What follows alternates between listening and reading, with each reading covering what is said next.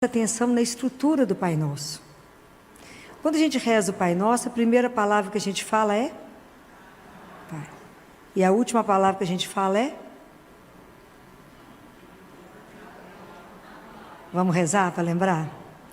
Pai Nosso, santificado, venha a nós, vosso reino, seja feita a vossa vontade, assim na terra como no céu. O pão nosso de cada dia nos dai hoje. Perdoai-nos as nossas ofensas, assim como nós perdoamos a quem nos tem ofendido. E não nos deixeis cair em tentação, mas livrai-nos do mal. Do mal. Então, se o mal está no final e o Pai no início, o mal é o antipai. Já pensaram nisso? Nos livre do mal. O mal é o antipai.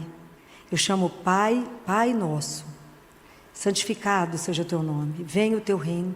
Depois, tudo mais eu vou pedindo a Ele, que nos dê o pão, mas que nos livre de algumas coisas e nos livre do mal. O mal é o antipai.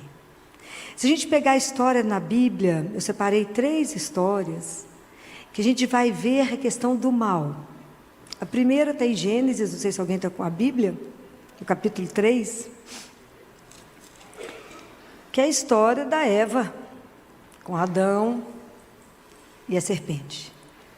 Mas o que eu quero chamar a atenção de vocês, de uma frase, então está no capítulo 3, mas está no versículo 6, uma frase que diz assim: a mulher viu que a árvore era boa ao apetite e formosa à vista, e que essa árvore era desejável para adquirir discernimento. O mal, ele é tão difícil da gente reconhecer, porque às vezes ele vem muito colado no bem. São Tomás de Aquino diz que o mal só chega perto de nós porque ele se reveste do bem, senão ele não conseguiria chegar. Porque às vezes é muito difícil discernir o mal do bem. A voz dos dois às vezes é tão sutil no nosso ouvido que você fica na dúvida do que é mal, o que é bem. Então você imagina, o mal que a Eva fez nesse momento foi a partir do olhar dela. Olha como é que a Bíblia diz. Ela olhou e viu que a árvore era boa. O que tinha de ruim naquela árvore? Nada. Era boa para o apetite, era formosa à vista, ela era bela, ela tinha uma boa aparência, ela era bela, era boa para você comer, e ela te dava, ela ainda tinha uma meta com essa fruta, que era adquirir discernimento. Então, tudo de bom, mas esse era o olhar dela, não era o olhar de Deus. Deus vê o bem no todo daquilo. Então, quando tudo que Deus criou, qual que era a frase que ele terminava? Ele criou e falava, Deus viu que tudo era bom. Ele vê na essência, no todo. A Eva viu sob o olhar dela, e pelo olhar dela, tudo é bom. Aquilo era maravilhoso. E aí ela cometeu o pecado. Então, às vezes é tão difícil discernir. Há um estudioso que diz que para poder discernir a voz do mal e do bem, às vezes é a mesma dificuldade que você tem de escutar. Olha a comparação que ele faz.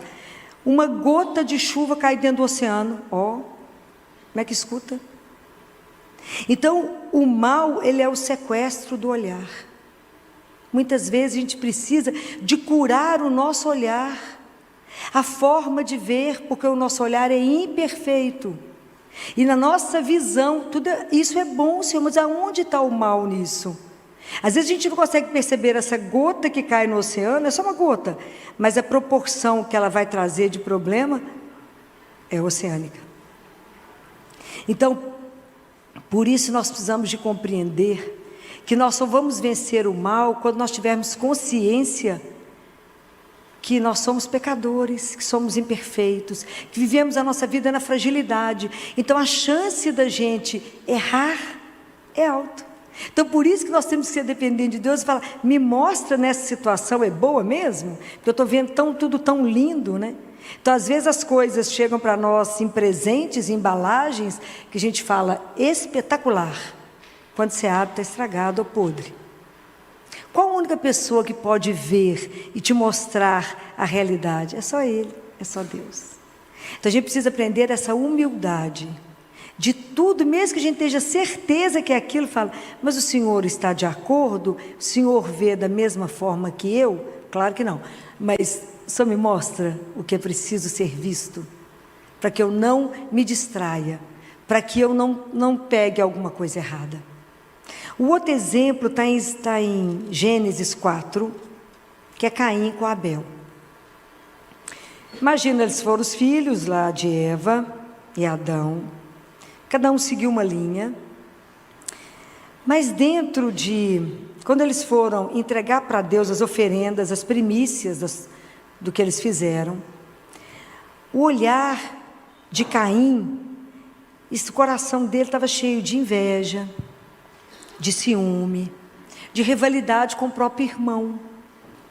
Porque viver a fraternidade é uma opção, não é o laço de sangue que faz isso, não é? Nós podemos matar o irmão. Nós podemos matar alguém que é próximo. Mas, às vezes, a gente se deixa dominar pelo ciúme, pela inveja, pela discórdia, por querer ser mais importante. Por que Deus olhou para Abel diferente de mim? E, às vezes, a gente quer ter que Deus, ou que as pessoas te valorizem de um jeito que, às vezes, o mundo não vai olhar. E o nosso coração vai ficando cultivando todas essas coisas que vão nos levando para um caminho ruim. E nós podemos ser dominados pela ira e fazer o que Caim fez, que foi matar Abel. Mas tem uma frase que é para a gente prestar atenção. Essa frase Deus fala assim, Deus fala para Caim: Caim, por que você está irritado? Não, de morrer. E por que você está assim com o seu rosto abatido? Às vezes a raiva é tão grande, você quer matar o primeiro que aparecer. Deus olha para você e fala: por que você está irritado? Fala: eu imagino, estou não. Tá. Aí Deus fala com ele: se tivesses bem disposto, não levantarias a cabeça? Por que você está irritado? Nada passa, né, gente? Nada passa. Aí ele fala: mas se não estás bem disposto, olha a frase, Deus fala com ele: o pecado está deitado à porta da sua casa como um animal, te espreitando. Mas a frase que Deus termina é de doer, porque ele fala assim: mas tu podes dominá-lo. Então, para que a gente preste atenção que o pecado é uma opção nossa. O pecado é uma opção nossa, mas tu podes não pecar. Tu podes dominar o mal. Essa frase é uma frase para ficar em nós. Tu podes não cometer adultério. Tu podes não furtar. Tu podes segurar a língua e não falar mal de alguém. Tu podes não condenar. Tu podes.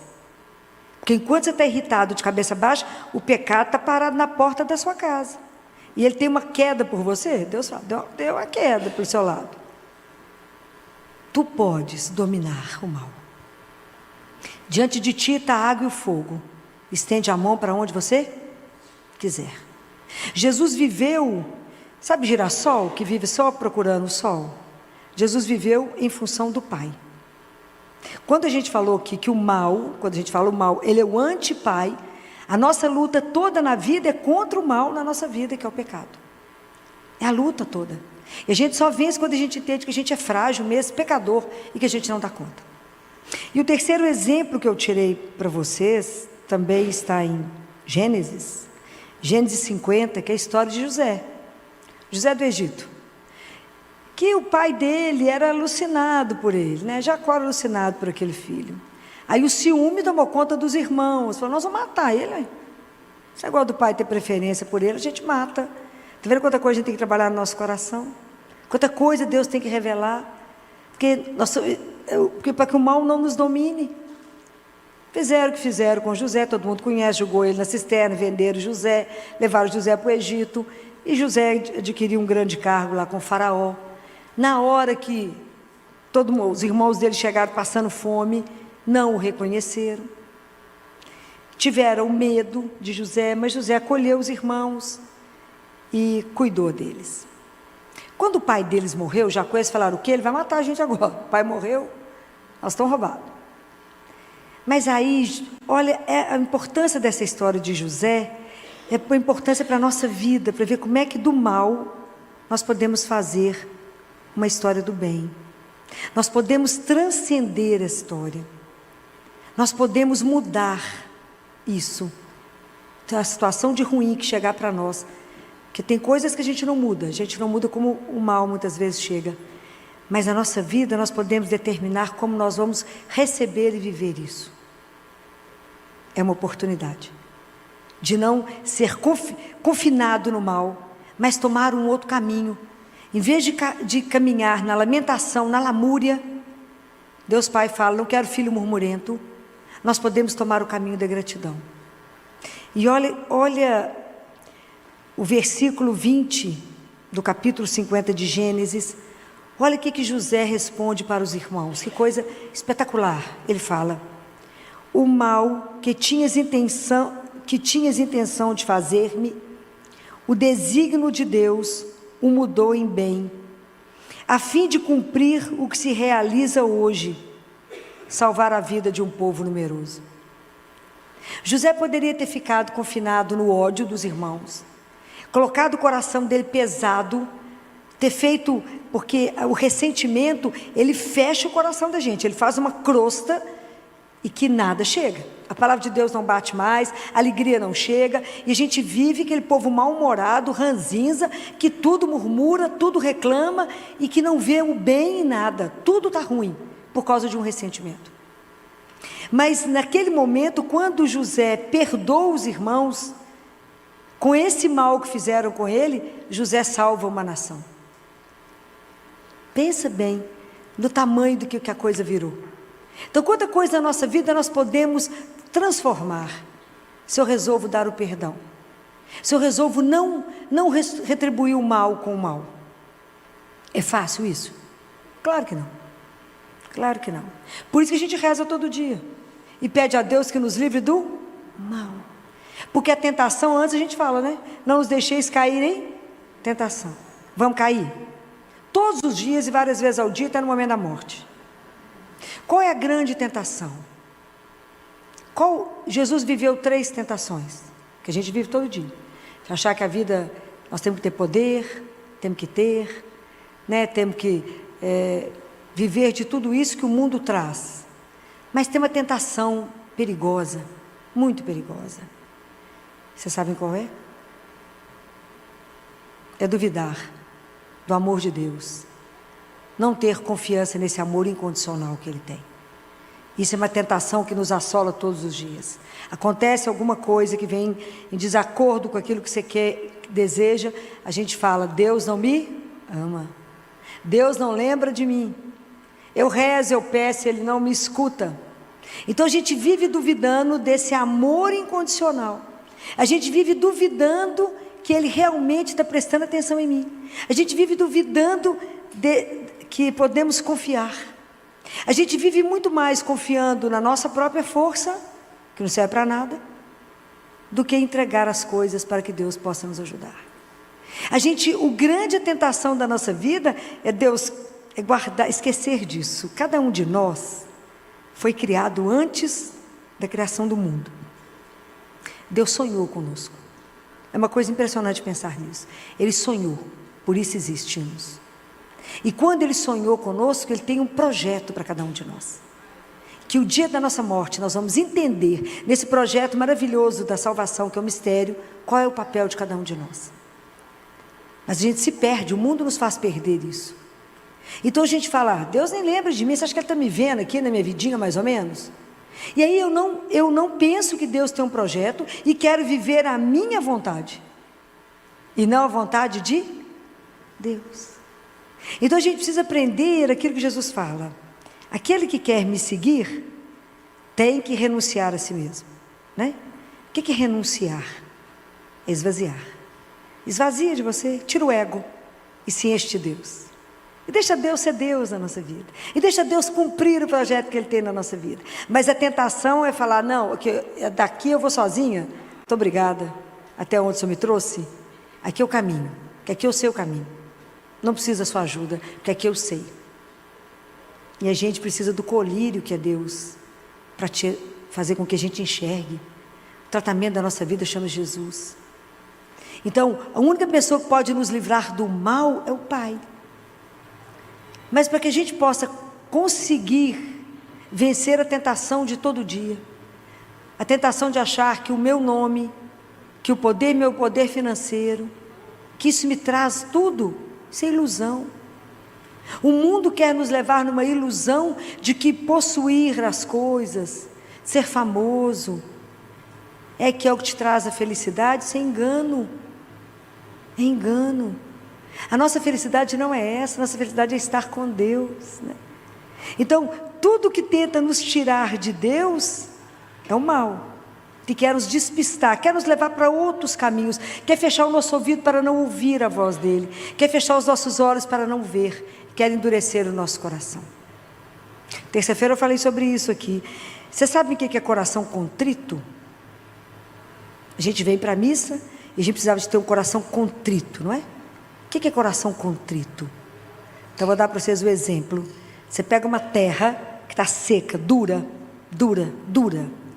que até trinca de tão dura que ela está. Você joga água, resolve o quê?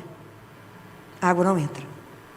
É assim quando eu venho para a igreja com meu coração cheio de ressentimento, de mágoa, querendo vingança, querendo descontar no outro que ele me provocou o sofrimento. O padre pode fazer a melhor homilia do mundo, pode ler o evangelho todo várias vezes, e a palavra não entra, ela bate e volta, ela não entra em você.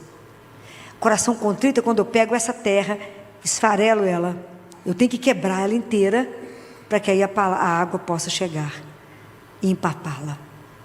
Então, antes de eu chegar aqui para rezar, eu preciso pedir a Deus que quebre meu coração, que quebre essa capa de ressentimento, esse mal que está em nós fazendo uma crosta. Fala, Senhor, me dá um coração manso, me ajuda, porque quando me fazem o mal, eu quero retribuir com o mal. Não é uma opção do ser humano a gratidão. Nós caminhamos por ressentimento, nós não caminhamos pela via da gratidão, mas é preciso exercitar.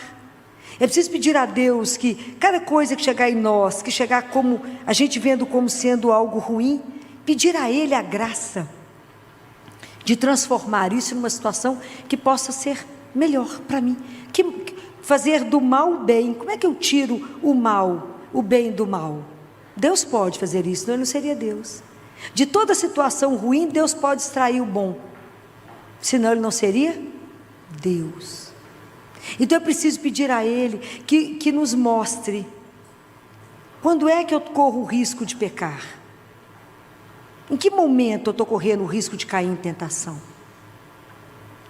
Porque quando é que eu vou reconhecer isso? Quando eu aprender a me conhecer, a me ver e saber que eu sou frágil, que eu caminho nesse mundo muito mais contando com a minha fragilidade, com a minha miséria, com a minha pequenez.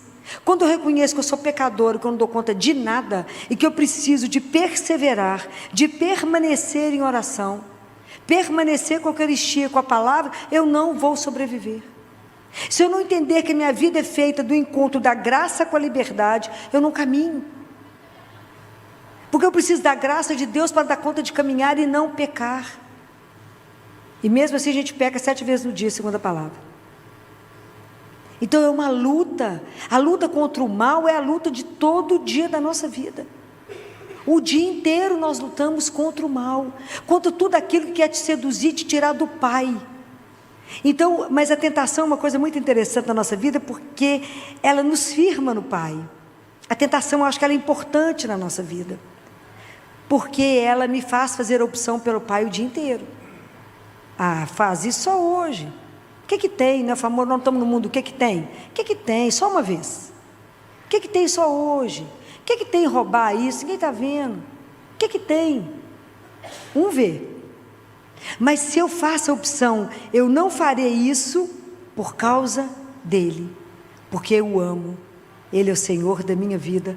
Cada vez que eu faço a opção pelo Pai, eu me centro em Deus e fortaleço a minha fé. Então, por isso que a tentação ela tem esse lado interessante. Deixar de ser tentado não tem jeito, nós somos humanos, nós estamos no mundo. Enquanto a gente está aqui nesse mundo, tudo vai nos seduzir.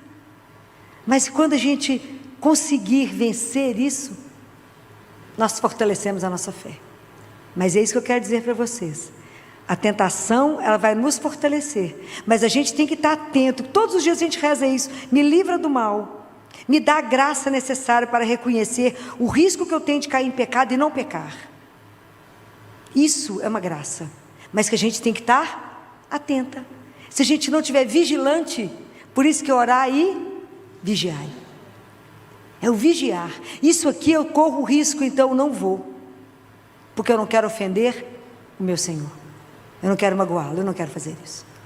Mas a gente pode contar com uma força muito grande, né? Além da Eucaristia diária, quantos aqui, tem algum jovem que ficou aqui, que foi consagrado? Hoje, fez a consagração? Levanta para ver quem é, os que estão consagrados.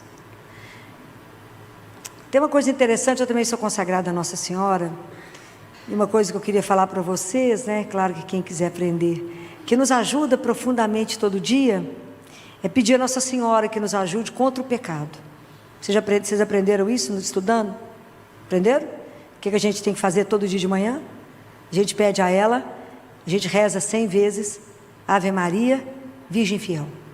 Então a gente fala com ela, Mãe Santíssima, não me deixe pecar hoje. A gente só tem hoje, né? Para amar e servir a Jesus, nós só temos? Então você fala com ela de manhã 100 vezes, Ave Maria, Virgem Fiel. Ave Maria, Virgem Fiel. Vocês repetem isso, para que ela te livre do mal, para que ela não te deixe pecar. Aí de noite, como a gente pecou, a gente fala, Ave Maria, Mãe de Misericórdia.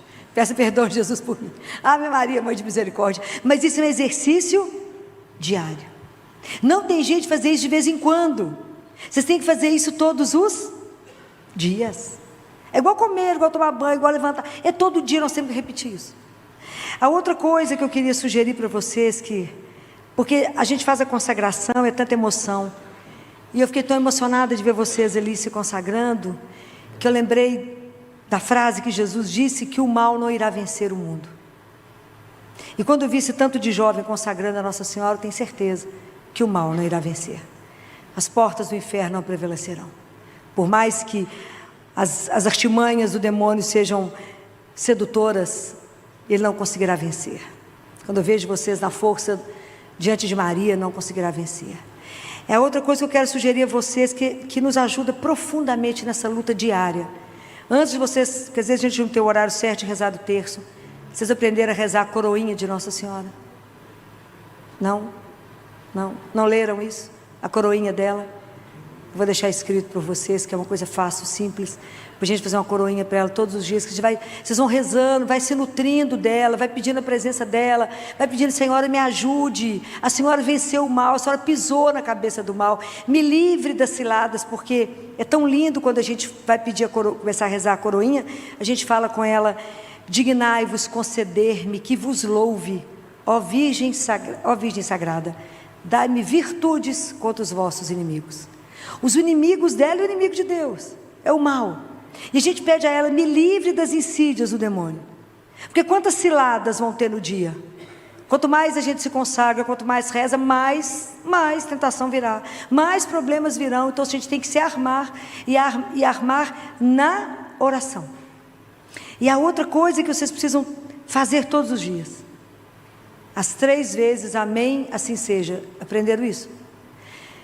Amém, assim seja, está no livrinho. Amém, assim seja, por tudo que a senhora fez na terra enquanto a senhora esteve aqui. Amém, assim seja, por tudo que a senhora faz no céu hoje. Amém, assim seja, por tudo que a senhora fez, faz e ainda fará na minha alma. Para que ela possa trabalhar a nossa alma, para que a gente possa se santificar.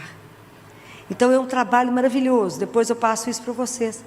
Que é lindo, é simples de rezar, é fácil de rezar, mas se vocês pegarem o hábito, porque é tanta coisa que depois a gente pode ir esquecendo no dia a dia, não é?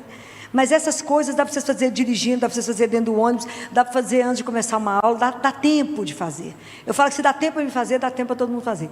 Então é possível fazer isso, é possível rezar essas coisas que nos ajudam, né, a pedir a Nossa Senhora, que a coroinha a gente termina falando, sob a vossa proteção nos acolhemos, Santa Mãe de Deus. Não desprezeis as nossas súplicas em nossas necessidades, mas livrai-nos sempre de todos os perigos, ó Virgem gloriosa e bendita. Porque nós estamos sob o olhar, o mal está sempre, como diz São Pedro, o mal está sempre nos rondando, esperando a hora de pegar a nossa jugular. Fica doido para pegar o nosso pescoço. Quem nos protege é Maria. Ela nos guarda, a gente esconde debaixo do manto dela e pede a ela, nos livre do mal. A senhora pisou na cabeça do mal. Então lembre que o mal é o antipai. Então nós precisamos sempre pedir a Deus a graça, como Jesus, de viver em função dele, de fazer a opção por ele o dia todo na nossa vida. E isso é um trabalho mesmo, é um trabalho. Nós temos que estar atentos para não pecar, para não ofender a Deus, para que a gente não se distraia e achar que isso não é pecado, que isso não ofende e que isso nos distancie de Deus. Que Nossa Senhora proteja vocês esse desejo de caminhar com ela, porque ter a graça de começar tão jovem, sob a proteção de Maria, é uma vida de sucesso, certamente. Mas é o sucesso aos olhos de Deus, não aos olhos do mundo, porque a santidade não é um caminho de glória, é um caminho de chão batido. Ninguém vê. A gente tem que ser santo aos olhos de Deus. É isso que nos interessa, não é? Quem tem que ver a nossa vida é somente Deus, né? Mas que Ele dê a vocês essa graça, né? Sim, que vocês procurem diariamente por isso. Lembrem disso, que nós podemos dominar o mal, nós podemos não pecar. Deus Pai disse isso a Caim: tu podes vencer o mal, tu podes não pecar. Mas isso depende de um querer. A nossa vida é um encontro da graça com a liberdade. Peça e Deus concederá. Senhor, eu não quero pecar, me conceda a graça, e Ele dará. Mas é um caminho trilhado dia por dia. Nunca confie em vocês mesmos, mas somente na graça de Deus, que pode habitar em nós, se a gente assim desejar. Então que hoje, quando a gente vai começar a quaresma de São Miguel, vamos pedir a Deus que nos dê consciência e revele para cada um de nós aquilo que no nosso coração, na nossa vida, está fazendo com que a gente mais peque. Aonde nós estamos saindo do caminho? Aonde que nós estamos ofendendo mais a Deus, nosso Senhor? Aonde nós estamos fazendo muito mais opção pelo mal do que por Deus, que é nosso Senhor? Senhor, assim como o Senhor falou para Caim, tu podes não pecar. Nos dê a graça de tomar essa consciência que o mal está à nossa espreita, dormir na porta da nossa casa, mas que o Senhor nos conceda a graça de vencer. A cada dia, a cada minuto, a gente faça opção por aquele que nos criou, que é o nosso Deus e Senhor. Que assim seja. Amém.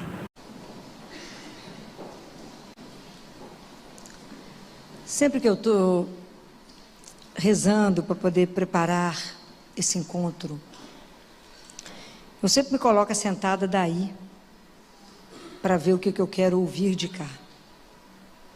Não no que eu quero ouvir, mas no que eu quero aprender. Porque enquanto a palavra de Deus, ela não entrar no nosso coração e ela não gerar vida, eu não faço meu caminho de conversão. Tem quantos anos que vocês acompanham a igreja, frequentam as coisas da igreja? E vocês entraram, né? Nós entramos a partir da quarta-feira de cinzas, no tempo da quaresma. E se alguém que for alheio à igreja, ou que não entenda as coisas, perguntar para você assim: o que é a quaresma? O que você responde? O que é a quaresma? O que é isso? É um tempo de conversão. Por quê? O que é o tempo da quaresma? O que a gente celebra? Quando é tempo do advento, que é antes do Natal, o tempo do advento significa o quê? O que nós estamos fazendo com o advento? Estamos esperando um Deus que vem. Quando a gente entra no tempo da quaresma, ele significa o quê? Você tem que saber responder isso na ponta da língua. porque nós somos cristãos. Não. O tempo da quaresma significa que eu vou renovar a minha esperança naquele que me passou da morte para a vida. Então, o que é a quaresma?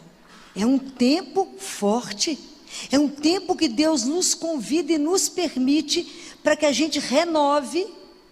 Para tudo, vocês, vamos parar os cristãos, vamos renovar a esperança naquele que me tirou da situação da morte para a vida.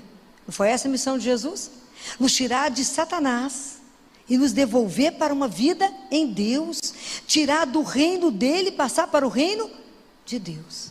Então, a quaresma, eu estou renovando meu compromisso com o quê? Com o quê? Com o meu batismo. A quaresma me volta no meu batismo. No batismo eu fui transformada em quê?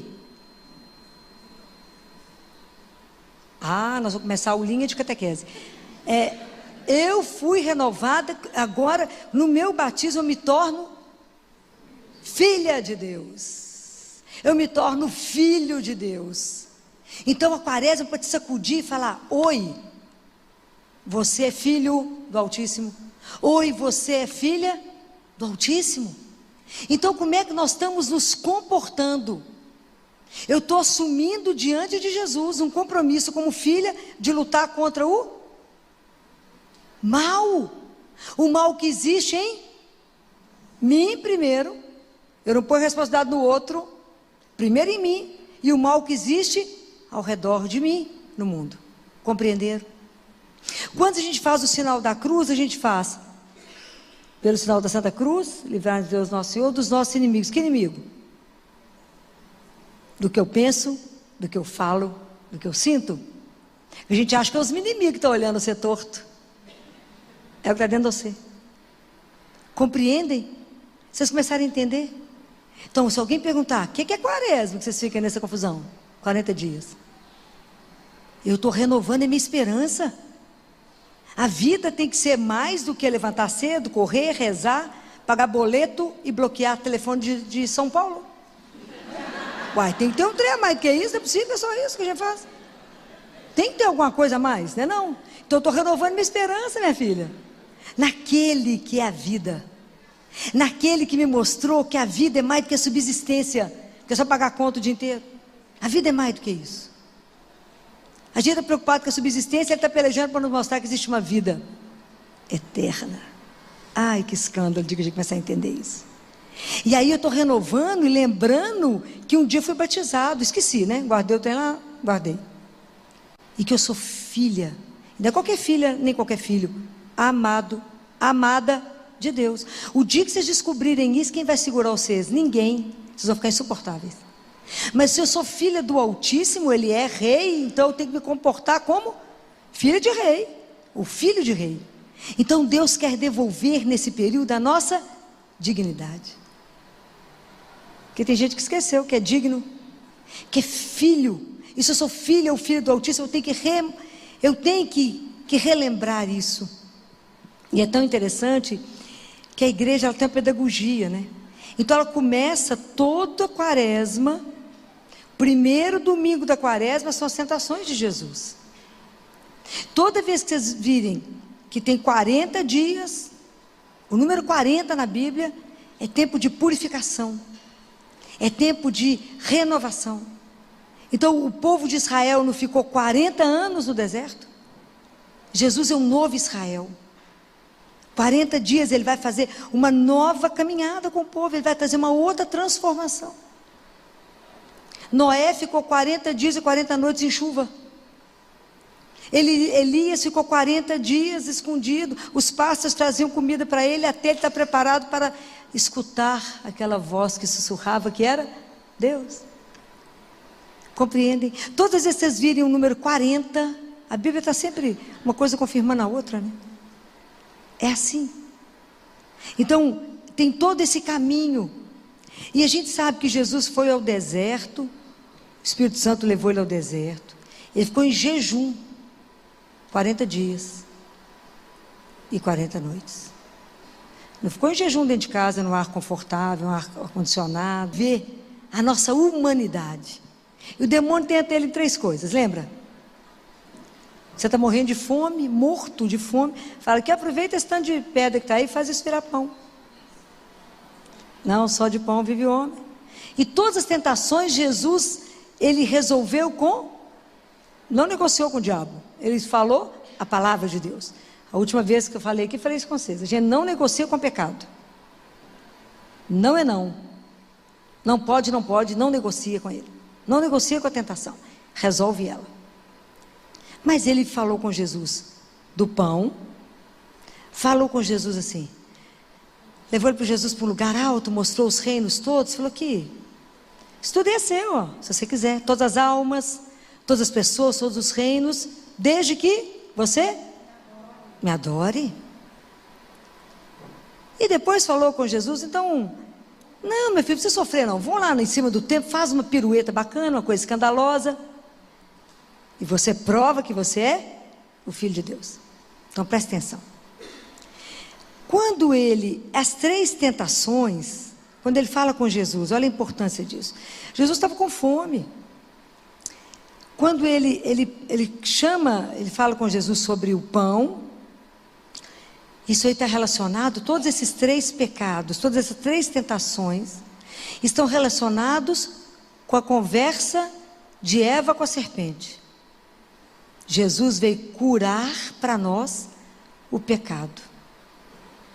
Ele veio nos mostrar que a gente é capaz de vencer as tentações, né? Quando a serpente fala com a Eva da maçã, então ela vê a maçã, os olhos dela se enchem, porque é bonita a maçã, ela deseja e ela come. Quando ele é tentado outra vez, Jesus vai curar essa queda do homem e mostrar e nos chamar a atenção para uma outra posição como filho de Deus, fazer uma opção pelas coisas de Deus, para que a gente possa vencer o que se chama a tríplice concupiscência. O que é concupiscência? É a tendência que a gente tem para tudo que não presta. A gente tem uma tendência para pecar. Então quando Eva viu a maçã, né, gente, quantos pecados de gula nós vivemos? Né? É tudo de desordem. Esses pecados todos são de desordem interna. É isso que Jesus quer vencer em nós. É as desordens, né? Entende? Ele quer mostrar que a gente pode se equilibrar, não sozinho, mas com Ele. Vocês imaginam quando porque aqui todos os pecados, se a gente avaliar todos um por um, eles caem todos lá em Adão e Eva. A raiz está lá, que é o que Jesus venceu por nós. Vocês imaginem quando o demônio fala com ele, não, eu te dou tudo, porque você imagina qual era a grande missão de Jesus? Era salvar as almas, que Jesus salva através do sacrifício dele, da obediência a Deus, até o sacrifício. O demônio falou com ele, não, aqui Jesus, deixa eu te contar uma coisa, não precisa sofrer não, meu filho, para que ir para o Calvário, sofrer na cruz, te dou isso tudo de graça, para que sofrimento, para que obedecer? Olha a tentação. Jesus não fala que ele era o príncipe desse mundo? Eu te dou tudo, te dou essas almas, dou tudo no meu poder mesmo, te dou esses reinos, desde que você me adore. E qual é a grande tentação da nossa vida do ter, né, gente? Eu quero ter, quero acumular, eu quero ter mais, e só tenho isso, está pouco, eu quero mais para, já não sabe, para morrer tudo acumulado. Então a tentação, que na verdade, Jesus vence isso mostrando, só a Deus adorarás. Quem tem que ser de verdade o Senhor da nossa vida? É Deus. E quanto que a gente tem que lutar por isso na nossa vida, porque quantas vezes Ele deixa de ser o Senhor da nossa vida. Assim como a gente tem tanta compulsão alimentar, com bebida, com droga, com tanto tipo de desordem, nós temos com acumulação, com acúmulo. Tem gente que não doa nem uma peça de roupa, por causa do acúmulo, guarda, até a traça comer, até nunca mais servir, mas uma necessidade compulsiva. Vocês imaginam, Jesus, vamos pular lá de cima, faz uma coisa maravilhosa, o espetáculo do fazer, de todo mundo te aplaudir e dizer, uau, esse é o Filho de Deus. Nós sofremos disso? Imagina, fiz essa toalha, tem que contar para todo mundo que foi feita por mim. A gente dá conta, tudo que a gente faz, a gente quer que as pessoas saibam que eu fiz, para ficar bacana, para as pessoas aplaudirem e falar, não, essa pessoa é espetacular. A necessidade que nós temos de ser aplaudidos pelo outro, de ser aprovados pelo outro, que dificuldade nós temos de deixar só Deus ver as coisas que a gente faz. Fica aí, Jesus, você fica aí jejuando no deserto, escondido, ninguém está vendo, meu filho. Faz um trem espetacular. Quanta coisa você pode fazer? Nossa Senhora fez o milagre do sol, pôs o povo louco lá em Fátima. Lembra desse milagre do sol? Quando ela prova, né, a presença de Maria. Lembram disso ou não? Nada, né, gente? Oh, meu Deus do céu, lembra não? Quando estava lá aquela multidão, chovendo loucamente. E aqueles coitados, aqueles meninos já tinham sido presos. E chovendo, e Lúcia, Nossa Senhora chega, elas ajoelham. Lúcia fala com Nossa Senhora assim, se a senhora não fizer alguma coisa, eles vão me matar. A multidão. E o New York Times estava lá. Tinha jornalista, tinha muita gente, a igreja estava lá. Imagina a cena, quem já esteve lá na Cova da Iria, chovendo, um frio daquele bom, lá de Portugal. Nossa Senhora fala com a Lúcia assim, manda fechar a sombrinha. Pode imaginar? Que a menininha vira para o povo e fala assim, ela mandou, não tinha ninguém, né, gente? Ninguém ia ver nada. Ela mandou vocês fecharem o guarda-sol. Pode imaginar? Como é que o povo olhou para eles? A chuva descendo em cima do povo. O tempo fechado. E aí o povo fechou. De repente o céu abriu, o sol começa a rodar e desce rasando em cima do povo. Pode imaginar a loucura? O povo caiu no chão, achou que estava todo morto. Achou que todo mundo que ia morrer. E aí foi vista a Trindade. Foi uma coisa louca. E foi fotografado. Chamou o Milagre do Sol. Foi página do New York Times. E vocês não sabem disso. Quero morrer de desgosto. Porque foi lá.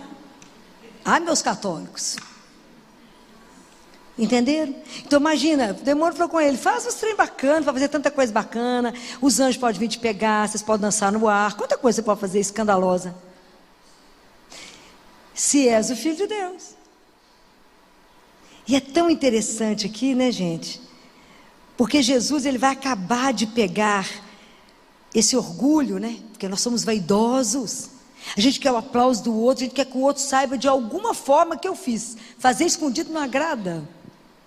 De tanto que eu preciso do aplauso do outro. Então as nossas obras são sempre manchadas pelo nosso amor próprio. Não ajudei demais, você não está sabendo o que eu fiz lá com a creche, não. Uma luta, você não viu o que eu fiz lá no orfanato? Você não viu o que eu fiz? A única pessoa que tem que ver os seus atos de bondades é Deus nosso Senhor. Está vendo quanta coisa que por isso a gente tem que passar por, tem que olhar isso, porque que hora que Jesus crucifica esse orgulho? Na cruz. Imagina, ele está crucificado nu. Jesus não ficou com nada. A única coisa que ele ainda tinha era a mãe, ele deu. Esse foi embora, esse não deu testamento para dar problema a ninguém. Deixou nada. Ele crucifica o orgulho nesse momento na cruz. Por quê? O que aconteceu o dia da cruz? Ainda bem que vai ter Semana Santa para vocês poderem lembrar. O que aconteceu o dia na hora que Jesus estava sendo crucificado? O que aconteceu? Ninguém lembra? O povo passou por ele e falou: se tu és o Filho de Deus, desce da cruz. Acho que era capaz de eu descer, capaz de matar o resto lá, dar uma costa no povo, vai ficar esperto. O que Jesus fez? A humildade. Naquele momento ele acaba de crucificar o orgulho. E nós nessa luta com a vaidade. E nós nessa luta. Então o que Eva queria, né? Na verdade, quando os olhos dela enchem, né? Porque na verdade a nossa concupiscência do pecado, né? Essa tendência nossa, né? Que a gente tem esse pecado de estar com os olhos sempre naquilo que não é seu. Mas eu desejei a maçã, mas ela é sua? Não. Mas não, foi na casa da vizinha, tem um sofá que eu tenho que ter um também. Mato o marido, mas tem um sofá, gente. Tanto que eu falo na cabeça do marido, por fim o marido fala, não, compra, minha filha, não dá sossego. Não é assim? A grama da casa do vizinho é maior, porque os meus olhos, eu desejo, eu quero, mas eu quero. Eu estou sempre desejando, eu estou sempre invejando o outro ao pecado. Estou sempre de olho, Jesus falou, basta o que você já tem. Não, mas eu quero mais. Então a Eva, ela queria, porque ela queria, ela desejou, ela queria comer. Comer é um ato normal do ser humano. Mas quando ela deseja aquilo que não pertence, e os nossos distúrbios de não saber conter, de não saber limitar, e aí vai tudo, entra aí as drogas, a bebida, adultério, e tudo que vocês imaginarem. E aí a gente não para poder pensar, né? E ela queria o conhecimento, então ela desejava ser poderosa sem Deus. Então Jesus vem mostrar para nós que é possível a gente vencer essa tendência nossa do mal por causa dele. Então a quaresma, quando me chama para esse tempo, que eu tenho que lembrar que existe um Deus que me tirou da morte para a vida, e que eu sou filha de Deus, então eu tenho que resgatar minha dignidade. Ele fala, vocês vão treinar de 3 formas. Quais são? Quais são as 3 formas? Qual? Jejum, esmola. Vocês entenderam que cada um está relacionado com um tipo de pecado? É lindo. Então a gente vai jejuar. Não é só para perder peso, não, gente. Porque o pessoal aproveita a Semana Santa, a quaresma, para perder peso. Então tira umas coisas, né, para ficar magrinha, fina. Tem que ir além disso. Eu não posso restringir a minha quaresma a um período que eu parei de fumar, parei de beber. Não, gente, a quaresma tem que ser mais. Isso é o de menos. Mas se eu consigo controlar, se eu consigo dividir, se eu consigo entender que a comida não é só para mim, eu posso dividir. Tem gente que come escondido, ganha uma barra de chocolate, tranca no guarda-roupa. Estou falando mentira? Estou não. Tem gente que esconde. Então, se a gente consegue ordenar em nós, evitar a gula, também evitar a avareza, e aí, saber dividir, estar atento com o outro, olhar a necessidade do outro. Deus quer ordenar, não deixar a gente tão desorientado, né? Ver quanta coisa em nós que está nesse turbilhão. Se eu tenho uma tendência, quando o pessoal fala assim, eu vou deixar de comer carne na quaresma, isso para Deus só vai ter um sentido se eu pegar o dinheiro que corresponderia à carne, dê para alguém que não tem chance de comê-la. Transforme esse ato em ato de amor. Quando se eu tenho uma tendência a só guardar, Jesus fala, dá uma esmola. Aprende a dar aquela calça que não vai servir no seu jeito nenhum. Não, vou fazer dieta agora na Semana Santa, vou ficar fina, vai servir. Mas então, aprende a doar alguma coisa que até doar moda de 1800. Aprende a dividir, aprende a tirar. Não acumule, divida, porque você não vai levar nada. Então por isso que a esmola é para trabalhar em nós o pecado de acumular. Possuir. Para quê? Nós temos que possuir bens que estão no céu, onde a traça não corrói, o ladrão não pode roubar. O meu tesouro é o tesouro dos bens, do amor que eu vivo. Porque dos bens fica nada, não é? E pedir, quando eu tenho esse desejo, né, de tudo, achar que eu que sou bacana, tinha um desenho animado que chamava Eu Sou o Máximo, né? Então, da gente achar que a gente é melhor que todos, até de Deus, tem hora que a gente acha que é mais do que Deus. O grande tratamento disso chama rezar. Por quê? Porque quando você ajoelha, é um ato de humildade, onde você reconhece que há um Criador, e que você é criatura dependente dEle, que tudo isso nós podemos vencer por causa da graça de Deus. Sem a graça de Deus a gente pode nada, nem reconhecer que eu peco. Porque no mundo que deu as costas para Deus, se eu falo de pecado, o pessoal fala, que é pecado? A pecado é uma dimensão do religioso. Então, no mundo que eu tiro Deus, eu tirei o pecado. No mundo que é a mesma coisa eu tirar o sol. Se eu tiro o sol, sobra, não tem sombra. Porque só vai ter sombra se tiver sol. Compreendem? Eu só vou entender a dimensão do pecado quanto mais eu entender e aproximar de Deus. Eu só vou reconhecer isso na minha vida se Deus revelar. Mas para isso eu preciso pedir, eu preciso querer. A gente tem que falar com Jesus assim: me revela os meus pecados, até os ocultos, aqueles que eu não tenho consciência, Senhor. Eu nem conheço a palavra de Deus, porque aqui o demônio conhecia a palavra, que quando ele citou o Salmo 90 para Jesus, pula Jesus, porque está escrito que os anjos, né, vai dar ordem aos anjos, que vai tomar conta. Por que ele conhecia? Porque esse salmo, os judeus rezavam como oração de exorcismo, então ele escutou várias vezes. O demônio escutou esse salmo várias vezes, ele sabia de cor. Tantas vezes que ele foi expulso, ele já conhecia, entendeu o salmo? É verdade, essas coisas estão na palavra de Deus. A gente tem que ler, tem que ver que está tudo escrito, a gente porque não compreende. Então, enquanto nós estamos no deserto, nós vamos lutar contra o mal. Até a gente fazer a nossa Páscoa definitiva e voltar para casa.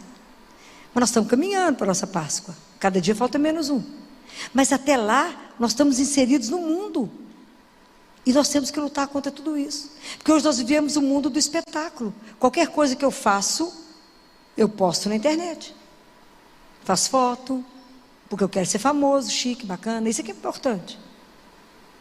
Então tudo eu posto. A gente atrasa porque não sai da internet, cai no buraco porque não sai da internet, porque eu tenho que estar com o olho no Instagram. Então imagina, fazer as coisas de Deus, jejuar sem ninguém perceber.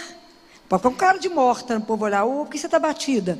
Não, tem que estar feliz. Jesus falou, perfuma a cabeça, faz uma maquiagem bacana, né? Fica linda, como diz a minha maquiadora, ela fala, acorda assim, filó, tipo assim, hoje eu estou a fim de ficar linda.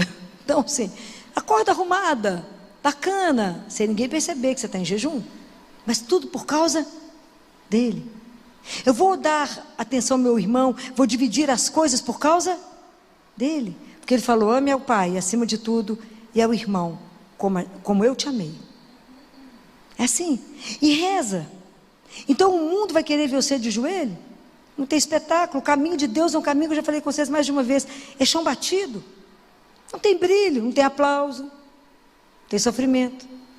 Porque não existe amor sem sacrifício. E Jesus nos dá um desafio tão grande. Quer falar para nós que cada um de nós é templo que Deus habita? Quando é que Deus vai ser o templo? Quando é que eu vou poder ser o templo que Deus pode habitar? O dia que o meu templo aqui, ele tiver as paredes, o telhado e tudo mais cravado de oração, de justiça e de amor. Enquanto eu não trabalhar isso em mim, Deus não pode habitar. Porque Deus não pode conviver com o menor dos pecados. Então, trazer para nós essa consciência e a gente avaliar na nossa vida quais são as desordens que eu estou. Às vezes é com sexo, que está lá no desejo de saciar a carne, né? Que não é só comida, mas é o prazer. Então, às vezes é na pornografia, às vezes é um sexo desenfreado. Às vezes as novas modalidades do carnaval, beijar 4, coisa interessante, eu estou tentando entender como é que é essa dinâmica, beija 4 ao mesmo tempo. Então, às vezes esse desejo desordenado com a carne, não basta 1, basta 2, 3, 4 numa cama. Aonde está a desordem dentro de mim, que eu preciso pedir a Deus, limpa? Assim como o Senhor falou para Abraão, anda, corta, restaura. Porque é a misericórdia de Deus que nos restaura, que nos faz de novo de pé. É para isso que nós temos que viver a quaresma. É um tempo forte, porque é um tempo de eu parar e me ver diante dele. Falar, Senhor, misericórdia para a minha vida. Me ajuda. Me ajuda a entender isso. Aonde que eu estou com tanta tendência para a carne, há tanta tendência para só acumular. E aonde que eu quero ser melhor que qualquer um, aonde eu tenho esse desejo de mandar. Tem gente que não pode receber um cargo, que é síndrome do pequeno poder, quer mandar, quer judiar, quer oprimir. E todo cargo que a gente recebe é para melhor servir. É uma luta. Então até a gente tomar consciência daquilo que somos. Somos filhos de Deus. E até a gente entender que a queda de Adão e de Eva passou para todos nós, chamado como pecado original. Aí você vai falar assim, mas eu não pequei, eu não estava lá, a gente não tem nada com isso. Nada. Mas a questão não é o pecado original, essa definição é muito bonita. Não é aquilo que eu fiz, mas aquilo que nós deixamos de receber por causa da queda de Adão. E o que com a queda de Adão, do primeiro homem, gerou para nós? Uma coisa que nós vamos chorar agora. É a perda da santidade. Porque Deus, quando criou o homem e a mulher, Ele criou perfeito na santidade e na justiça. Por causa do pecado, por causa dele, de lá, Ele fez com que a gente, toda a geração, perdesse a santidade e a justiça. Nossa Senhora, por uma graça especial de Deus, não pecou, recebeu a santidade. Então Jesus, para nos fazer santos, aí vem Jesus e fala conosco assim, sede santos porque o vosso Pai é santo. Como que a gente vai ser santo sem a graça? Não tem jeito, nós perdemos ela lá. Então por isso que a nossa vida é essa luta contra o mal. Por isso que eu tenho que morrer para que Deus reine em mim, no sentido de que, aquilo que o João Batista falou, que eu diminua, que Ele cresça. Então até a gente entender essas coisas, é uma luta contínua contra o mal, em nós. Como é que a gente vai vencer isso? Dessas práticas que vai nos ajudar mais intensamente, fazer pensar. A gente precisa de voltar aos sacramentos, confessar. Eu preciso de comungar. E eu preciso de rezar mais. Quem vai nos ajudar a fazer esse caminho, nesse quaresma, é Nossa Senhora. É ela que vai nos conduzir. É ela que vai nos ajudar a jejuar. É ela que vai nos ajudar a ver na nossa vida aquilo que está em excesso. Me ajuda a me ver. Me ajuda, a Senhora é minha mãe. Me mostra como filha, como filho que eu sou. O que não está bom na minha vida? O que não está agradando a Deus? Me ajuda. Eu não posso sair daqui a 40 dias igualzinho. Entra na Semana Santa, sai na Semana Santa, ninguém entendeu nada. Não fez mudança na sua vida. Então nós estamos perdendo tempo. E Deus está dando esse tempo da nossa conversão. Nós teremos que de verdade fazer uma conversão que não pode ser superficial. Não posso fingir uma piedade. Eu tenho que de verdade ser dele. Compreendem? Eu tenho que respirar Deus, né? Eu tenho que viver para Ele. É isso. Com Ele, para Ele, nele, é assim. Por isso é esse caminho que nós teremos de 40 dias, de orações mais intensas, do nosso jejum, da prática da esmola. Sai de casa com lanche para alguém, com biscoito para alguém. Jesus vai pôr a pessoa certa no seu caminho. Exercite o olhar do outro. E vamos pedir a Nossa Senhora, né, que cuide de nós, do nosso desejo de verdade sermos cristãos para abalar o mundo, para abalar o inferno. Não podemos ser cristão meia boca como nós estamos sendo, não. Cristão de verdade, que abala o inferno. O mundo está nos olhando, nós já somos um restinho. E as pessoas esperam de nós, de verdade, que na Semana Santa a gente lote as igrejas. Semana Santa não é época de viajar, é época de estar de joelho aos pés da cruz, porque Ele nos deu a vida, que já não tem dimensão, o que significa. Então é isso que nós temos que pedir a Deus, a Nossa Senhora, que a gente viva, né, a graça, né, que hoje nesse grupo, né, que ela olhe para nós com um olhar de mãe, e interceda junto ao filho dela, que ela está do lado dele, por cada um, para que a gente de verdade possa viver uma conversão, que de verdade Jesus seja o nosso Rei, Senhor e Salvador. Louvado seja nosso Senhor Jesus Cristo.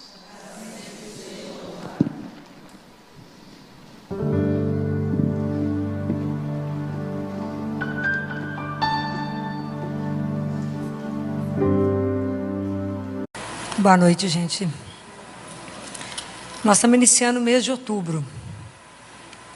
O mês de outubro é o mês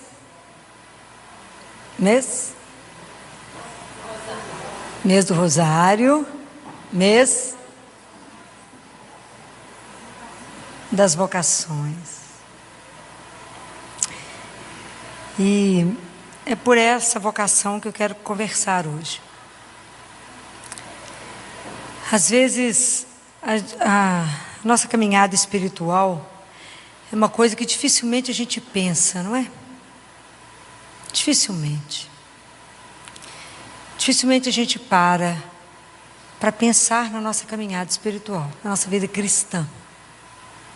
Porque o mais grave que pode acontecer conosco é dar a nossa vida cristã como uma coisa que já tem, como faz parte daquela rotina, sem parar de verdade pensar: o que é essa opção que eu fiz na minha vida de ser cristã?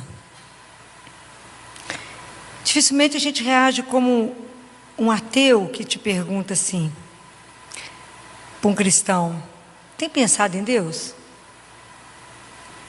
Aí o cristão toma um susto, fala: e você?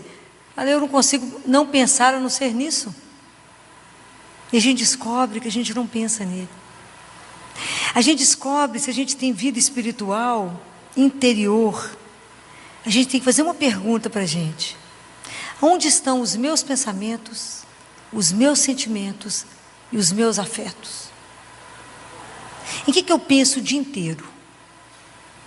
Onde estão as minhas grandes buscas, meus grandes objetivos? O que eu estou buscando?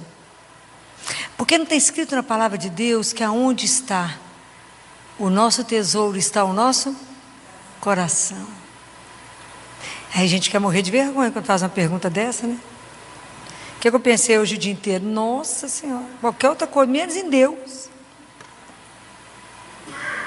Então a gente vai vendo como é que é essa vida cristã.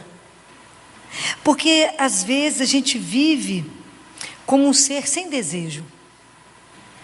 Nós temos um representante disso num dos livros da Bíblia. Vocês sabem quem é? Quem é o ser sem desejo da Bíblia? Alguém sabe? Todo mundo já leu esse livro dele. Um livro aqui, ó, da Bíblia. Qual é? Quem representa nós? Quem representa? Quer ver uma outra pergunta? Você já fugiu de Deus? Já fugiu? Ele falou uma coisa, você deu de surda. Falou: não é comigo não, esse assunto não me pertence. Quem é esse na Bíblia? Tem um livro inteiro dele. Como é que chama? Eu vou pôr você só fazer para casa, né? Jonas. Jonas é o homem sem desejo, é o ser sem desejo. Já conhece Deus? Assim mais ou menos, né? Aí Deus fala: ô Jonas, levanta, vai a Nínive. Ele fala: sim, senhor. Aí pega o navio para Tarsis. Achou que estava enganando Deus. Olha a ilusão. Entrou na fila, entrou no navio. Falou: agora está enganando ele. Olha quem que ele achava que estava enganando, Deus. Aí entra no navio, fica lá no porão escondido, vai dormir. Uma tempestade pega o povo no meio do caminho. Aí chega o capitão e acorda ele. Fala: oi, quem é você, meu filho? Quem é você? Olha que interessante. Quem é você? Acorda. Não é possível que nenhuma tempestade te acorda. Vocês sabem qual é a tradução de Jonas? Jonas, a tradução do nome Jonas é pomba. E muitas vezes o que Jonas fez é o que a gente faz: cortou as asas. Porque a gente não pensa na nossa dimensão espiritual. A nossa dimensão espiritual, ela fica escondida debaixo de um tapete. A gente não pensa nisso não.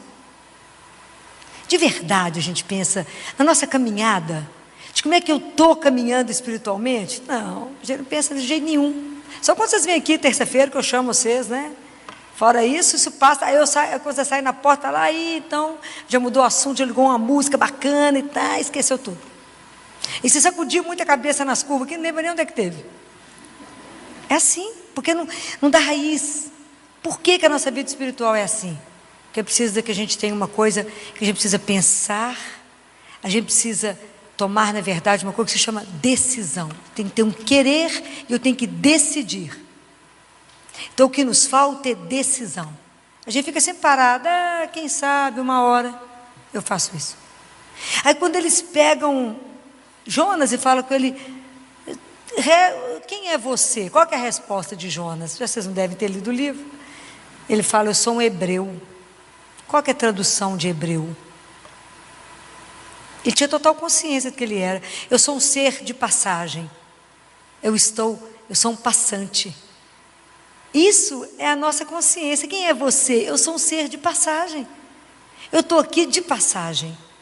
Mas a gente vive como se aqui fosse eterno, não tivesse consciência nenhuma da nossa caminhada espiritual. É nenhuma. Aí a vida, quando nos pega e nos aperta, aí nós estamos destruídos. Por quê? Porque não nos preparamos para nada. Nós somos ser de passagem. Ele fala, eu sou um hebreu. Ele sabia o que ele era, mas sem desejo. Sem desejo nenhum. E assim, às vezes, a nossa vida espiritual. A gente vive a nossa vida espiritual assim mesmo. A gente trabalha, tem milhões de planos, que bom, milhões de sonhos, de desejos, que Deus não entra. Se eu estiver enganado, pode levantar que nós vamos bater uma prosa. Eu ia adorar. Se vocês levantassem e falassem, não é isso, Filó, eu ia adorar. Mas Deus não faz parte do projeto. De tudo que eu vou estudar, de tudo que eu vou trabalhar, Deus não entra. E aí, qual é a vocação de todos nós que somos batizados? Qual é a vocação do cristão?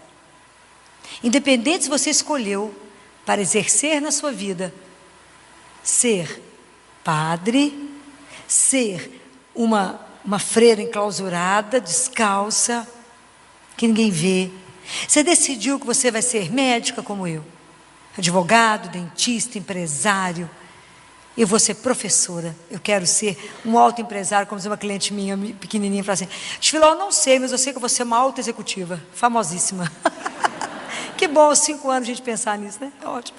Então, é assim que a gente vai ver mesmo. Eu quero ser mãe somente, eu quero ser dona de casa, não, eu quero fazer bolo para fora, não quero ser uma brilhante cozinheira, seja o que for. Qual é a primeira vocação que todos nós somos chamados? Que está em Levítico 11, versículo 45, é apertar demais, né? Não, agora apertei feio. Ser santo. Essa é a vocação do cristão. Essa é a primeira vocação, que não está escrita para ninguém, isso não está reservado para alguém especial. Não está. Essa vocação é de cada um de nós que somos cristãos e que nós escondemos ela. Está escrito aqui, ó. Jesus diz, Deus Pai diz assim, ó, é para que vocês sejam santos, porque eu, o seu Deus, sou santo. E já fala, filho, você está ficando louca, minha filha. Isso é fanatismo, desequilíbrio, qualquer coisa. Não é. Essa é a primeira vocação nossa. E essa oportunidade da santidade nos é oferecida todos os dias. E nós podemos negá-la todos os dias. Sabe qual deveria ser a maior tristeza da nossa vida? Não sermos santos. Às vezes eu tinha vontade de gritar no ouvido assim uns dos outros, acorda, cristão, para a sua dignidade.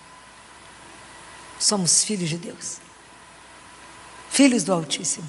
Como diz São Pedro, raça santa, sacerdócio, todos sacerdotes reais, raça santa, filhos do Altíssimo. Perdemos essa noção no mundo, perdemos. E na verdade Deus nos convida, né?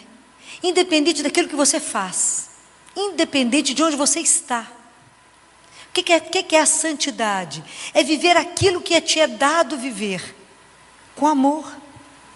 Qual é o bom odor de Cristo? Qual que é o cheiro que o mundo vai reconhecer Jesus? No amor. Esse é o cheiro. Aonde a gente vive exatamente a sua função de cada dia, na humildade, quer dizer, na consciência que tudo eu faço por causa dele, com ele, porque sem ele, nada, nada. E que eu tenho uma perfeita aceitação da vontade dele na minha vida. Por quê? Por que eu posso aceitar a vontade de Deus de olhos fechados? Por causa do amor dele. Porque Ele nos ama de uma forma alucinada, incondicional. Isso tem que estar gravado no coração de vocês, como tudo tem que estar gravado. Isso tem que estar um selo na vida de vocês. Deus me ama. E porque Ele me ama, Ele só tem o melhor. Essa é a confiança da criança. Por isso que a gente tem que pedir a Deus a confiança, a infância espiritual. Porque a criança, ela confia. Ela não tem dúvida. A criança não tem dúvida que um pai e uma mãe só vai fazer o bem? Vai fazer o melhor? Claro, nunca tem, nem passa na cabeça dele que pode acontecer alguma coisa ao contrário. E assim somos nós.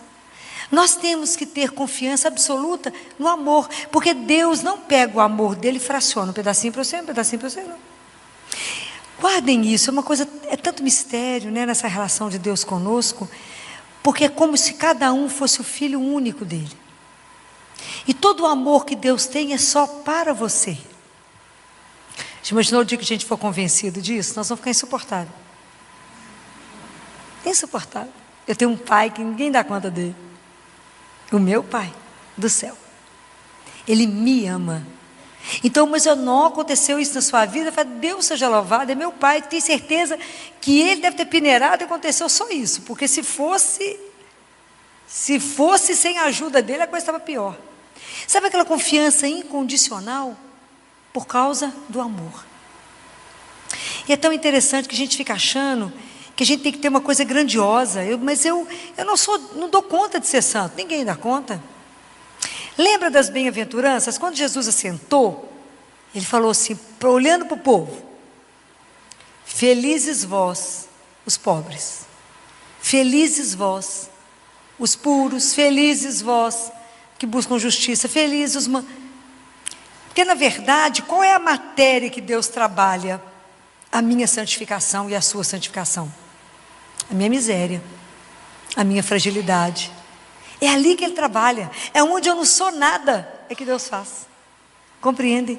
Porque se a gente estiver cheio, Deus não tem espaço. Eu tenho que estar vazio. É aí que Deus trabalha, mas eu só tenho um tanto de nada, Ele sabe disso. É aí que Ele pega e fala, é aí, minha filha, que eu vou te transformar.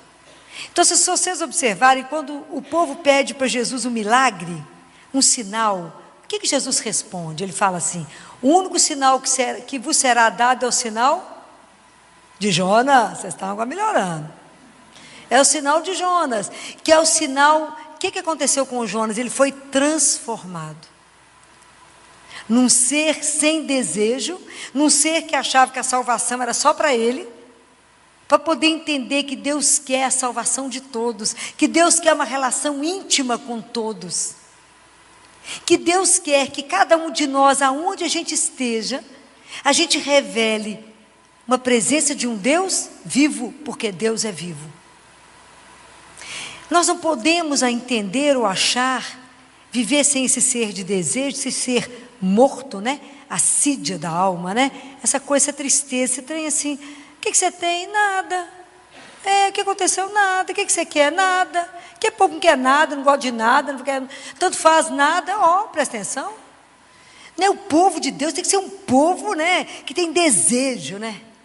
Tem desejo. Aí uma vez teve uma conversa de um santo com um jovem, e que ele disse assim para ele, a gente é chamado, falou com ele, a nossa vocação é ser santo. Ele disse, mas isso não é para mim não, porque eu sou muito ambicioso. Ele falou, mas aqui é sentado na sua frente está alguém que é mais ambicioso que você, e que talvez você não tenha dimensão. Porque eu ambiciono 3 coisas no mundo. A primeira, eu quero ver e me encontrar e estar com Jesus, que Ele é o Filho de Deus. Segundo, eu quero o paraíso, que é onde Ele mora, que é a alegria dele. E terceiro, eu quero a vida eterna. Só isso que eu quero. Então, o que adianta o homem resolver todos os problemas da vida dele e lutar e buscar por tantas coisas, se ele perde a única coisa que nos é necessária, que é Deus? Hoje não é o evangelho de Marta? E Maria, Marta, você preocupa com muita coisa, Marta, mas somente uma coisa vos é necessária. E a única coisa que nos é necessária é Deus. E o mundo te enrola para achar que você tem um monte de necessidade que é mentira. Mas nos enrola. A gente passa a ter cada necessidade, uma coisa louca. É só lançar uma liquidação que você fala, como que eu vivi sem isso até hoje? Passava sem isso facilmente. Solta uma liquidação, pô, faz fila e as mulheres se matam, né? Uma coisa louca, como é que vivia sem aquilo que não sabia que existia? E a gente desconhece o que nos é necessário, que é Deus. Mas para que eu possa viver essa relação com Deus, é tão interessante, né? Que a gente precisa ser de desejo. Se Deus, eu estou falando com vocês, é um Deus vivo, eu não posso ficar achando que Deus é uma ideia do passado, que Jesus é uma história que foi contada. Não, isso é uma história hoje, agora. A Bíblia é a coisa mais atual que nós temos. Procura qualquer problema que você tem, está aqui a resposta. Problema que a gente não lê de jeito nenhum, né? Todo dia eu faço uma perguntinha para vocês, né? Para ver se vocês estão lendo a palavra de Deus. Então, como a gente não se ocupa, a gente fica achando que Deus é uma coisa do passado, e que nós estamos soltos e perdidos aqui mesmo, e que essa palavra de Deus não tem mais força em nós. E a gente observa que no mundo tem dois grupos. Um que está escrito que já conhece o Senhor, que já conhece que somos nós. E para nós a força da palavra, a palavra de Deus tem uma força, apesar de muitas vezes a gente ainda não vivê-la. E a principal coisa que deveria nos conduzir é amar o Senhor acima de todas as coisas. É o primeiro maior mandamento. Amar a Deus. A gente ama tudo nesse mundo, Deus fica mais ou menos reservado, por necessidade. E Ele deveria ser o meu primeiro amor. Então é isso, né? Começar amando a Deus acima de todas as coisas, e em tudo querer agradá-lo, em tudo estar atento para o que Ele quer, em tudo procurar fazer a vontade dEle, em tudo ser o filho que Ele sonhou que a gente fosse. Isso Ele precisa de cada um de nós. Nós temos que dar esse testemunho cristão no mundo, porque o outro grupo que existe no mundo é aquele que busca por uma coisa que faz falta, mas não sabe o que é. Que a pessoa que engraçado na minha vida tem uma coisa, me faz falta uma coisa, mas eu não sei o que é. Compra, gasta, viaja o mundo de ponta a ponta, vai e volta, mas tem uma coisa, é um buraco em mim que faz falta. E não sabe que procura por Deus. Para esse grupo está escrito na palavra de Deus assim: buscai e achareis, batei a porta se abrirá. Não é assim? Está tudo escrito, né? A gente que não entende. Mas é lindo. Então essa nossa caminhada espiritual, ela é uma decisão diária. Nós temos que decidir que a santidade foi proposta para cada um de nós. E decidir qual é a proposta da minha vida, ser santo. Porque é isso, Filó? É. Mas eu não posso excluir da minha vida de santidade, da procura por essa caminhada espiritual, a cruz. Não tem jeito. Por quê? Porque na cruz está a morte do pecado. E o maior inimigo da santidade é o pecado. Então nós temos que viver uma luta imensa conosco. Está escrito que o reino de Deus não vai ser sempre uma luta à força. Por quê? Porque o reino de Deus está onde? Dentro de nós. Não é assim? Jesus falou: não fico achando, o reino de Deus está aqui ou está ali, porque o reino de Deus está dentro de nós. Para vermos a Deus, a gente precisa morrer. Ninguém viu a Deus, a não ser Jesus, não é? Foi quem viu a Deus. Mas para que eu possa começar a trabalhar a santidade, para que eu siga Jesus, o que eu preciso fazer? Nós já falamos disso aqui mais tempo. Eu preciso morrer para mim mesmo, não é assim? Eu preciso vou me despindo, né? Eu vou despojando de mim, para que Deus seja tudo em mim. Então isso é um trabalho. Então é por isso que o reino de Deus é uma luta, é uma força, porque é uma luta interna. Quando a gente fala assim, pelo sinal da Santa Cruz, livrai-nos Deus, nosso Senhor, dos nossos inimigos. Quem são eles? E o que eu sinto? Os nossos maiores inimigos são os internos. É tudo que eu penso, tudo que eu sinto, tudo que eu falo, tudo que está no meu coração. Então são contra eles que eu tenho que lutar. É a dispersão que eu vivo. Acordo de manhã e começo a rezar, a cabeça está longe. É uma luta. Qual que é a grande dificuldade nossa na vida? O permanecer em Deus. Tudo nos seduz, e eu falo com Jesus assim, você espera um pouquinho que eu vou ali.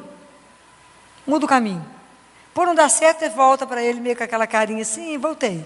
Ele recebe, tadinho, né? Que é uma bondade em pessoa. A gente vive trocando ele, traindo por 20 moedas ou por menos que 20 moedas. Porque a gente não se convence que a santidade é um convite para cada um de nós. E aceitar isso, falando, como é que eu sei qual que é a minha cruz de cada dia? Pensa, qual que é a coisa mais difícil que você vive a cada dia? Aquilo que é mais difícil de você viver, aquela é a cruz da sua santidade. Aí você abraça ela bastante e fala, ela que me leva para o céu, vem cá, amiga. Abraça com amor. É na sua dificuldade, é no seu pecado. Nas nossas imperfeições. É lá. É na dificuldade de viver com o defeito do irmão. É lá. Que eu tenho que conviver com o outro que é difícil. Abraça. Fala, Jesus, me ajuda, porque é aqui, meu amigo, que eu quero trabalhar a minha santidade. É aqui. Às vezes é nas coisas pequenas que a gente não imagina que Deus está nos pedindo. Às vezes a gente acha que é algo grandioso, né? Não, é lá no pequeno. Já falei com vocês, o caminho com o Senhor é um caminho que ninguém vê.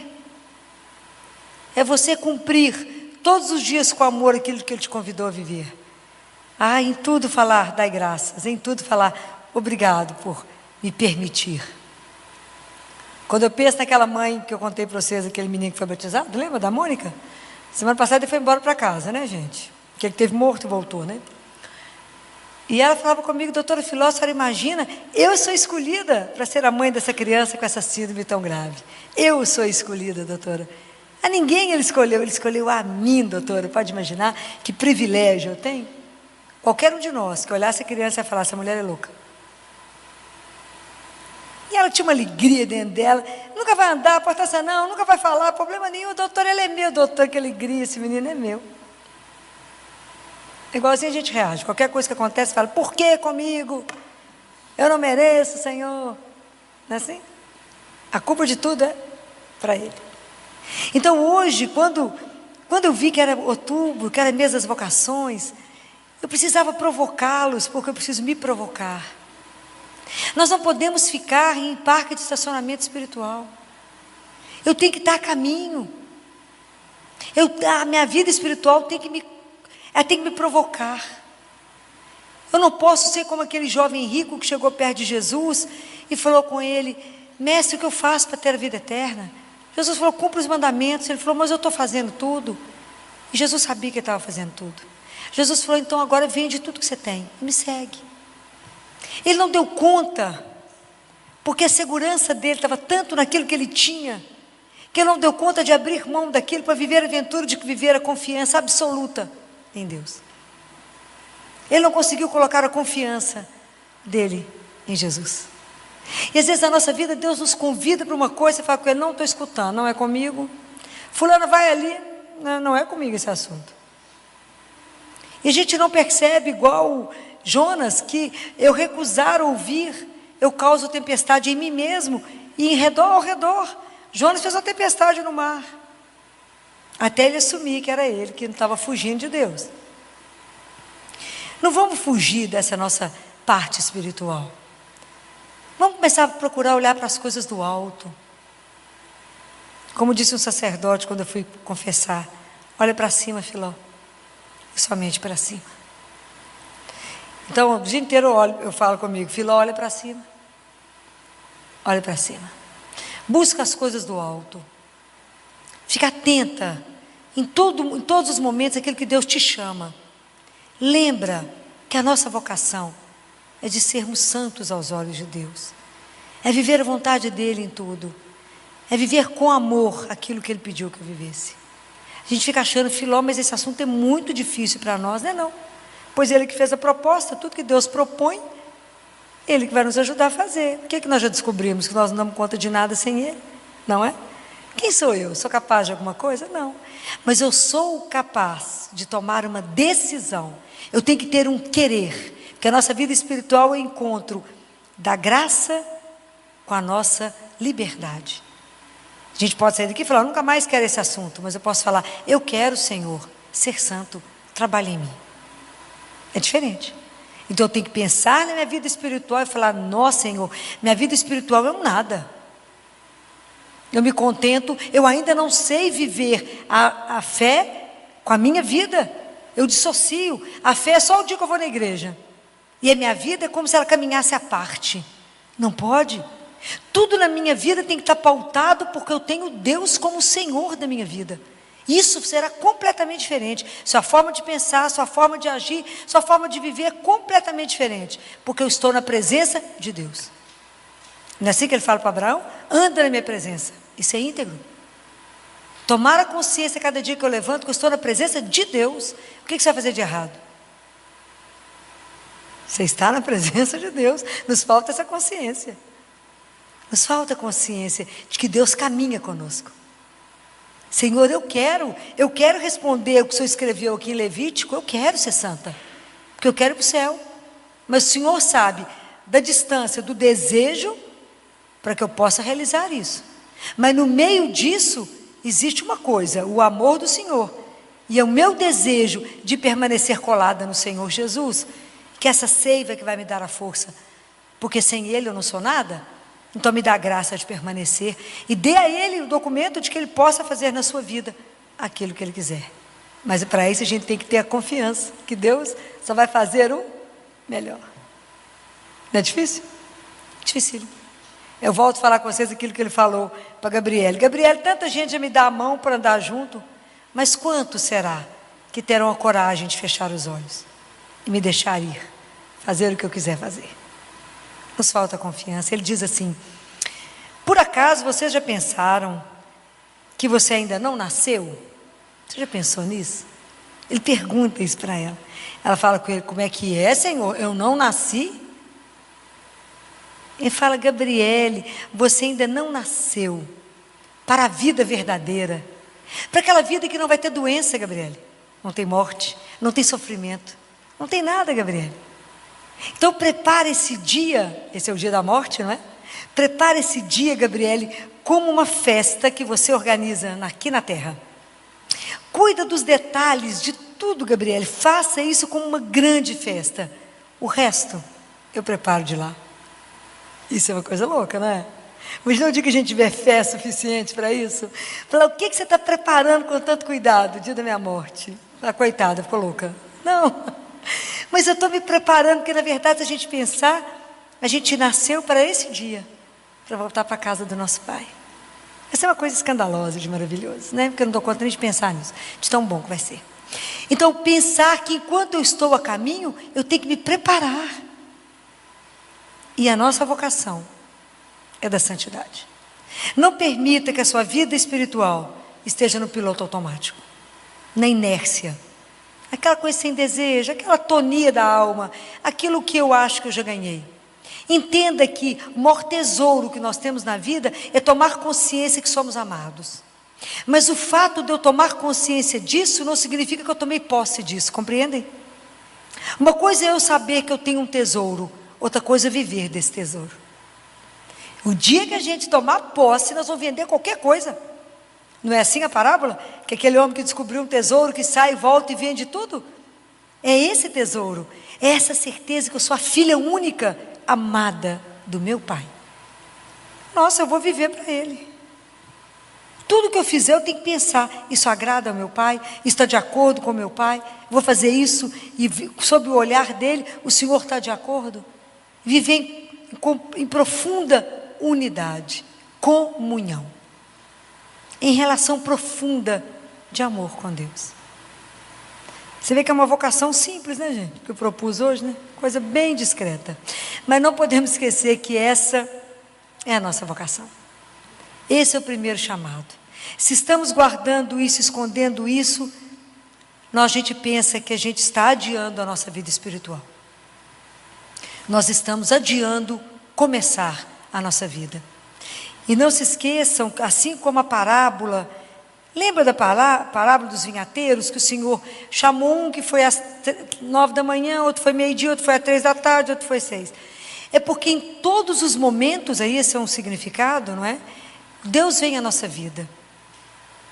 E seja jovem, seja criança, seja idade madura, seja na terceira idade, em todos os momentos Deus vem à nossa vida. A gente só precisa deixar, estar aberta para que Ele venha. Fala, Senhor, vem agora. Agora eu quero. Agora eu me decidi. Eu decido agora que eu quero fazer um caminho novo.